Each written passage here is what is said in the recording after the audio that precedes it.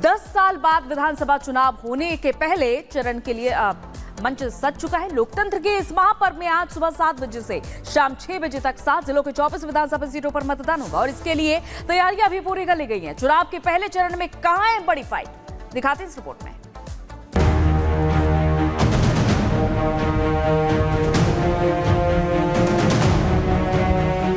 घाटी में लोकतंत्र का महापर्व शुरू है। पहले चरण के लिए मतदान जारी हो चुका है। जन्नत में हो रहे चुनाव को लेकर जमहूरियत में जश्न है, जिसकी झलक कुछ दिन पहले लोकसभा चुनाव में भी दिखी थी। कश्मीर घाटी में करीब 10 साल बाद विधानसभा चुनाव हो रहे हैं। साल 2019 में धारा 370 हटाए जाने और विशेष राज्य का दर्जा खत्म होने के बाद ये पहला चुनाव है।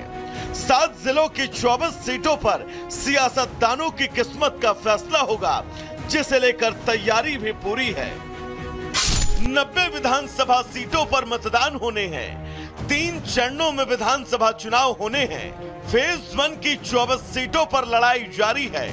दूसरे चरण की 26 सीटों पर जंग होनी है। 40 सीटों पर तीसरे फेज में मुकाबला होगा। 8 अक्टूबर को नतीजे सामने होंगे। पहले फेज में 7 जिलों की 24 सीटों पर वोटिंग जारी है। साउथ कश्मीर की 16 और जम्मू रीजन की 8 सीटों पर वोटिंग जारी है।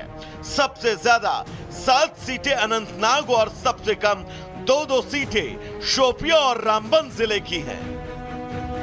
पुलवामा की 4 सीटों पर मतदान, शोपियां की 2, कुलगाम की 3 सीटें, अनंतनाग की 7, रामबन की 2 सीटें, किश्तवाड़ की 3 सीटों पर चुनाव, डोडा जिले की 3 सीटों पर वोटिंग। चुनाव आयोग के मुताबिक पहले चरण के चुनाव में 219 कैंडिडेट के बीच मुकाबला है।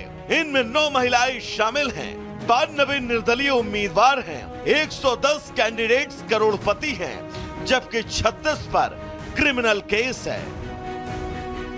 मुद्दों की बात करें तो बीजेपी शांति, पर्यटन, रोजगार और विकास जैसे मुद्दों के साथ मैदान में है, तो कांग्रेस, एनसीपीडीपी, धारा 370, रोजगार, पाकिस्तान से बातचीत जैसे मुद्दों के साथ चुनाव में है। घाटी की सीटों पर अगर कांग्रेस, एनसी, पीडीपी का असर है, तो जम्मू की सीटों पर बीजेपी का दावा मजबूत। लेकिन देखने वाली बात ये कि दक्षिण कश्मीर की सीटों पर पीडीपी या फिर कांग्रेस एनसी गठजोड़ में किसका जादू चलेगा।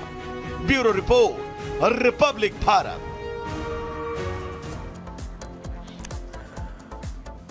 तो जम्मू कश्मीर के लोगों को इंतजार था कि कब वो लोकतंत्र के इस पावन पर्व में अपनी भागीदारी निभाएंगे, और आज उस दिन का पहला चरण, क्योंकि आज 24 विधानसभा सीटों पर मतदान होना है। सबसे पहले अगर बात करें तो हम आपको किश्तवाड़ की तस्वीर दिखा रहे हैं कि वहां पर तैयारियां मतदान की जो हैं वो किस तरह से हो चुकी हैं। वोटर लिस्ट जो है वो लोगों के घरों तक पहुंच चुकी है।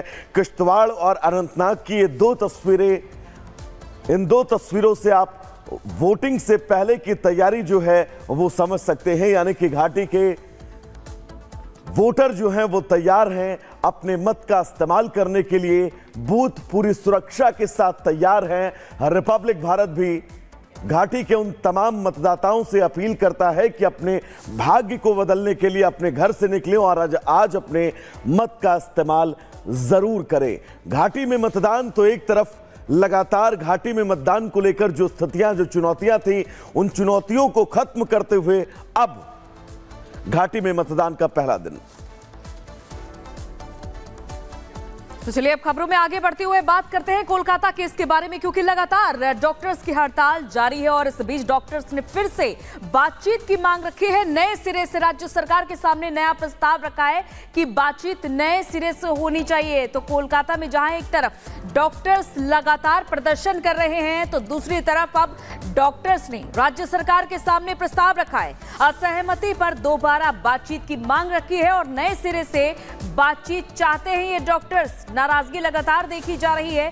कोलकाता केस को लेकर के इन डॉक्टर्स का प्रदर्शन लगातार सड़कों पर उग्र होता जा रहा है। अब इससे पहले भी हालांकि बातचीत हुई थी इन डॉक्टर्स की ममता बनर्जी के साथ, कई मुद्दों पर बातचीत हुई थी, जिसमें कि 3 मांगे ममता बनर्जी ने मांगी थी और अब डॉक्टर्स दोबारा से बातचीत करना चाहते हैं, नए सिरे से बातचीत करना चाहते हैं और असहमति पर दोबारा उन्होंने बातचीत की मांग रखी है राज्य सरकार के सामने। तो देखना होगा कि राज्य सरकार की ओर से क्या इस पर प्रतिक्रिया आती है, क्योंकि लगातार ये प्रदर्शन कई दिनों से जारी है।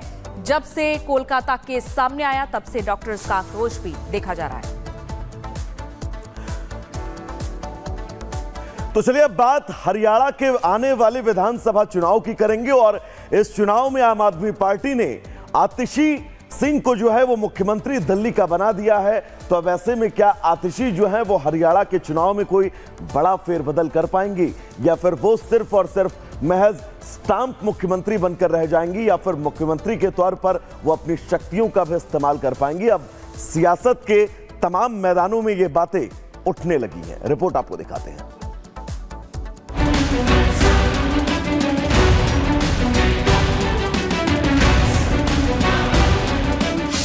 सही था, मैं लोगों की सेवा करता था, मैं मुल्क के लिए लड़ता था, मैं राष्ट्र के लिए लड़ता था, इसीलिए ऊपर वाला मेरे साथ। आज मैं जेल से आया हूं, मैं अपनी अग्नि परीक्षा देने के लिए तैयार। झूठे मुकदमे में 6 महीने तक जेल में रखा। तब दिल्ली की जनता दोबारा अपना समर्थन दे करके हमें नहीं जिताती है, तब तक हम दिल्ली के मुख्यमंत्री के कुर्सी पर नहीं बैठेंगे।